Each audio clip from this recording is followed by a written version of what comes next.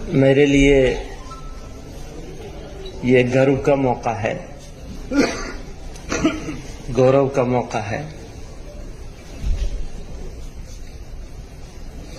कि आसाम की इस पवित्र धरती पर आप लोगों के बीच में आने का और बात करने का अवसर मिला।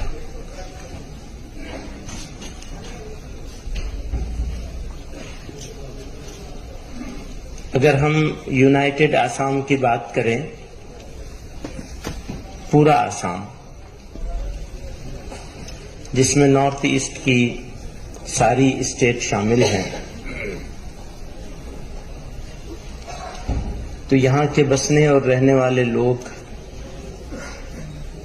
भारत के दूसरे हिस्सों में अन्य भागों में रहने वाले लोगों से अच्छे, शानदार और सीधे साधे स्वभाव के लोग हैं।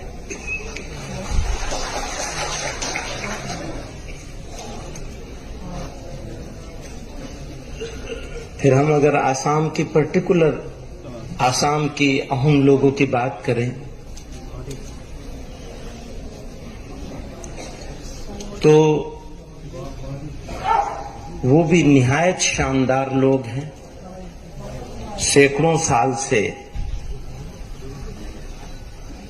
यहाँ के बसने वाले लोग, अलग अलग धर्मों के लोग आपस में जिस मोहब्बत के साथ, जिस अपनाइयत के साथ रहते रहे हैं, उसमें सबसे बड़ा रोल अगर किसी का है तो आसाम के उन लोगों का है जो आसाम के ओरिजिनल लोग हैं, मूल निवासी लोग हैं।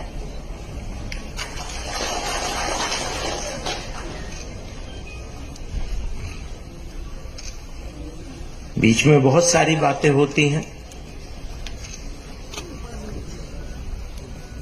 हेट मॉन्गर्स आ गए,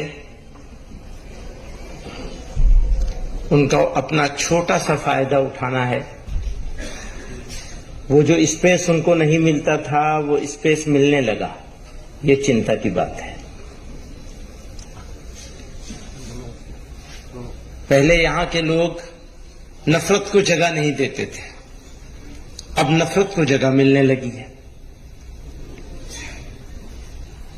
आज का ये सम्मेलन जमीयत उलमा हिंद का सम्मेलन नहीं है, बल्कि सब तंजीमों का मिला जुला सम्मेलन है। जिम्मेदारी, कर्तव्य, इंतजाम की, मैनेजमेंट की ये जमीयत उलमा के साथियों ने निभाई, जिम्मा लिया। उसके लिए सब लोगों की तरफ से, आप लोगों की तरफ से, आप लोगों की तरफ से, देशवासियों की तरफ से और इस देश की तरफ से मैं आसाम की स्टेट यूनिट का उमूमन और मौलाना बदरुद्दीन साहब का खुसूसन शुक्रिया अदा करना चाहूंगा।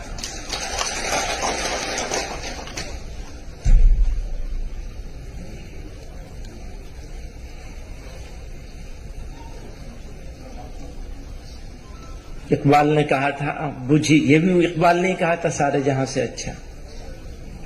उसी इकबाल ने कहा था, बुझी इश्क की आग अंधेर है, बुझी इश्क की आग अंधेर है, मुसलमान नहीं राख की ढेर है। वो शिकवा कर रहे हैं मुसलमानों से।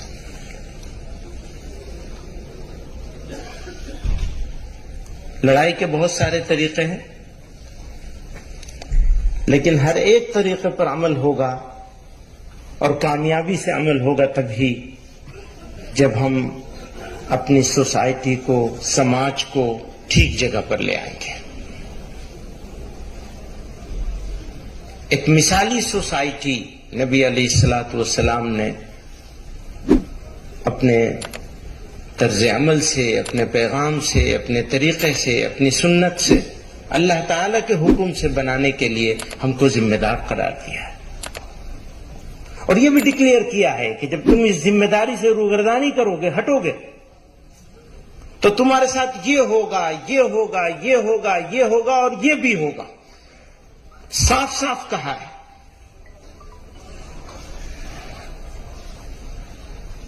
हम लोग जब यहां आसाम में और दूसरी जगहों पर इस तरह के बात लोगों के साथ संवाद करने की, डायलॉग करने की, बात करने की बात कर रहे थे, तो ये था कि एक कौम को प्लानिंग करके साजिश के तहत मायूस करने की, होपलेस करने की कोशिश की जा रही है, उसे बदनाम किया जा रहा है। कोई टीवी चैनल आप उठा के देख लीजिए, कोई अखबार उठा के देख लीजिए, कोई मौका ऐसा नहीं है जब मुसलमान को जलील करने का मिल जाए या बगैर मिले भी बना दिया जाए, वो अपनाया जा रहा है।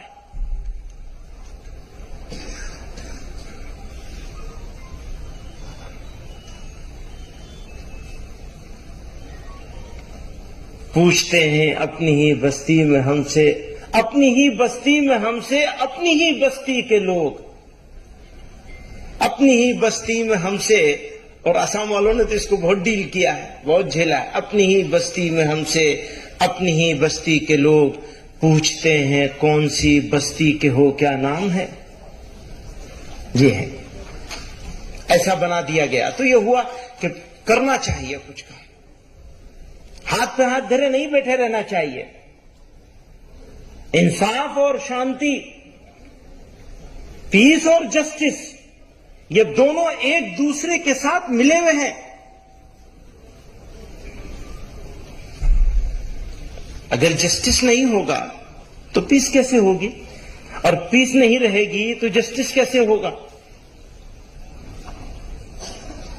जस्टिस लाना है तो पीस रखनी होगी, या पीस रखनी है तो जस्टिस लाना, दोनों एक दूसरे के साथ जुड़े हुए हैं। कई लोगों ने इस बात को कहा।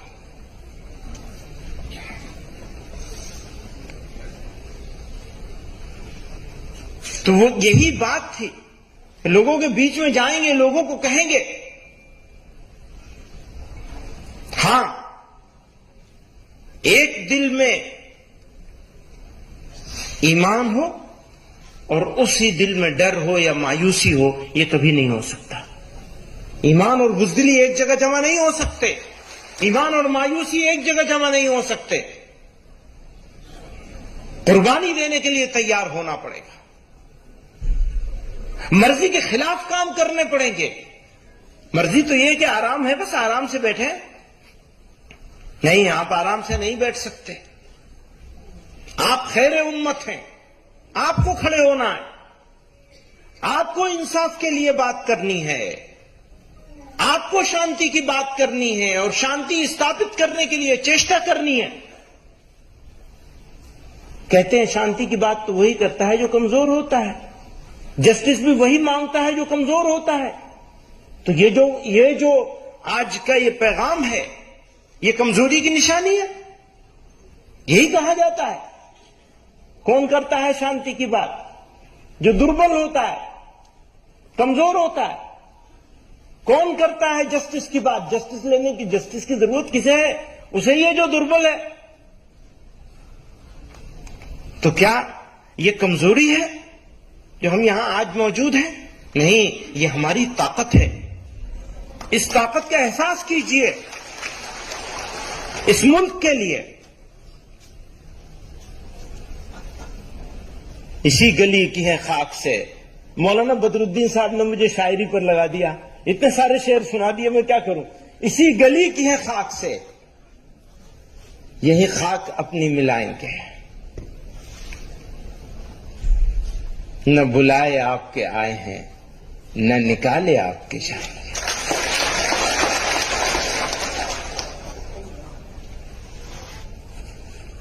हो सकता है किसी का कोई पॉलिटिकल बेनिफिट होता हो नफरत करने से, नफरत फैलाने से, नफरत की बात करने से, लोगों को बांटने से, लेकिन सच्चाई यह है कि देश का नुकसान होता है।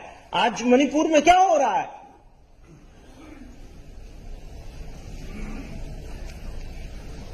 वही इंसान है। क्या फर्क हो सकता है किसी मितई में, किसी कुकी में? क्या डिफरेंस हो सकता है? औरत तो औरत है, बच्चा तो बच्चा है, इंसान तो इंसान है, मनुष्य तो मनुष्य है। आप कैसे फर्क कर सकते हैं? और अगर फर्क करने की कोशिश करेंगे तो ये तो इस मादरे वतन के साथ, इस मातृभूमि के साथ घोर अन्याय होगा, अत्याचार होगा। हम आज खड़े हुए हैं उसी अत्याचार का विरोध करने के लिए।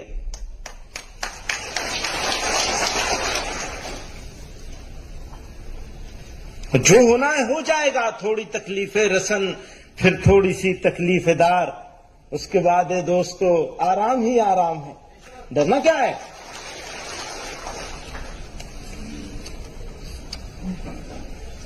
आपसे कहना चाहता हूं, हालात अच्छे हों तो मस्त नहीं हो जाता, और बुरे हों तो बेसब्र होकर परेशान नहीं होना है।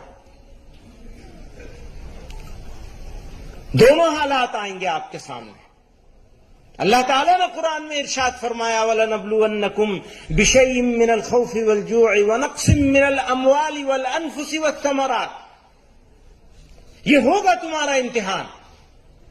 ये हो नहीं सकता कि ईमान हो तुम्हारे दिल में और तुम्हारे पास इम्तिहान ना हो। फिर फरमाया वबश्शिरिस साबिरीन, और बशारत है उनके लिए जो सब्र करने वाले हो जाए, इस्तकामत पकड़ ले मजबूती के साथ। और याद रखिएगा, कौमें किरदार से बनती हैं, कैरेक्टर से बनती हैं। अगर कैरेक्टर है तो कौम है, कौमें ताकत से नहीं बनती, कैरेक्टर से बनती हैं। और जब कैरेक्टर होता है, माफी के साथ, जब कैरेक्टर होता है तो उसकी जो ताकत है, उस ताकत के सामने दुनिया की कोई ताकत नहीं रुक सकती। कैरेक्टरलेस कौम कितनी ताकतवर कौम बन जाए, जमाना उसको भुला देगा, तारीख उसको याद करेगी, अगर तो बुराइयों से याद करेगी। बुरी चीज बुराई से याद की जाती है, अच्छाई से याद नहीं की जा सकती कभी।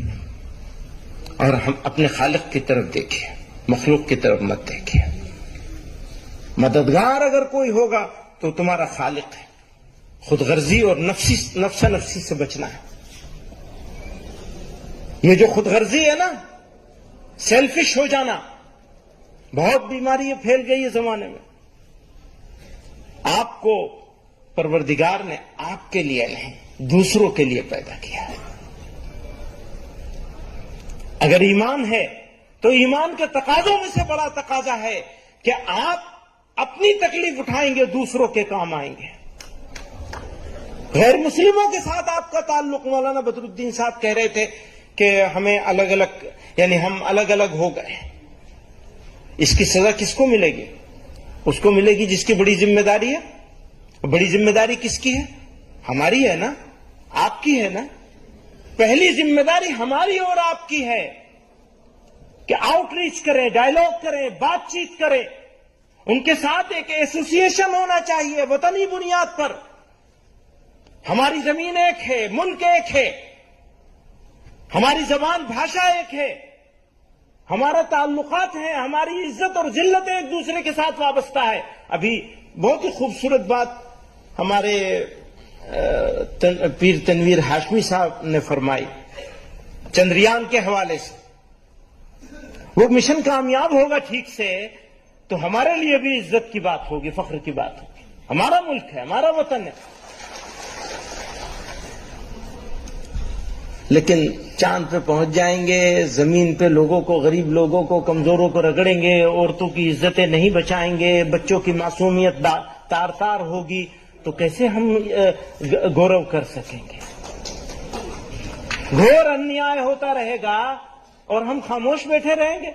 और एक बात और कहना चाहता हूं, जितनी रेस्पॉन्सिबिलिटी अन्याय के खिलाफ बोलने की मुसलमानों की है, उससे ज्यादा इस मुल्क की मेजॉरिटी समाज की जिम्मेदारी है। आज मेजॉरिटी समाज खामोश बैठा है और यह अफसोस की बात है, सदमे की बात है, दुख की बात है।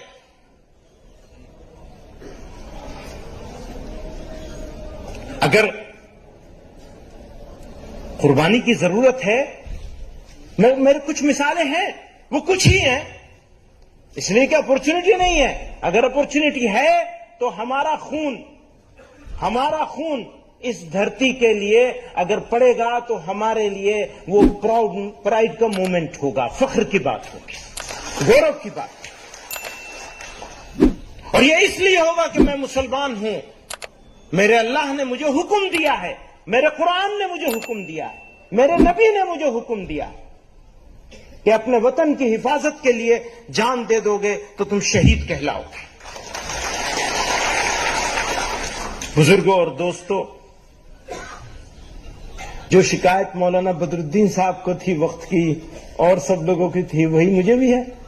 जो शिकायत मौलाना फैसल वली रहमानी साहब को थी, वही मुझे भी है।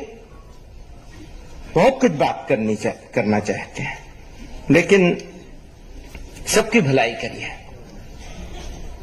सिर्फ अपनी भलाई के बारे में सोचने से और चेष्टा करने से आपकी भी भलाई नहीं होगी। अगर अपनी भलाई चाहते हैं तो दूसरों की भलाई करनी पड़ेगी। और याद रखिएगा, रोने वालों को मंजिल नहीं मिलती है। रोना बंद कर दीजिए, अमल की तैयारी कीजिए, अमल करिए, कोशिश कीजिए, चेष्टा कीजिए, जिद्दोजहद कीजिए, कुर्बानी देने के लिए तैयार हों। अगर आप कुर्बानी देंगे तो तारीख आपको याद करेगी, भुलाए नहीं जा सकेंगे। और कुर्बानी नहीं देंगे, तनासानी में रहेंगे, बेफिक्री में रहेंगे। हाँ जी, सब ठीक हो जाएगा, कुछ ठीक नहीं होगा, ठीक करने से ठीक होगा, ठीक होने से ठीक कुछ नहीं होगा। हो सकता है, मेरा भी ये एहसास है कि लंबी भाषा बोलने वाले, ऊंची ऊंची बातें करने वाले, नफरत फैलाने वाले लोग और उनको रोकने वाले जिम्मेदार लोगों की जबान भी वैसे ही होने लग रही है। जो नफरतों को रोक सकते हैं, उनका रवैया, एटीट्यूड भी वो नहीं है जो एक जिम्मेदार का होना चाहिए। तो लोगों को लगता है रात थोड़ा लंबी हो गई है। हां, कभी के दिन बड़े होते हैं, कभी की रातें बड़ी होती हैं। याद ये मत समझिएगा कि रात हमेशा बड़ी रहेगी, सुबह भी होगी इंशाअल्लाह। व आखिर दावा।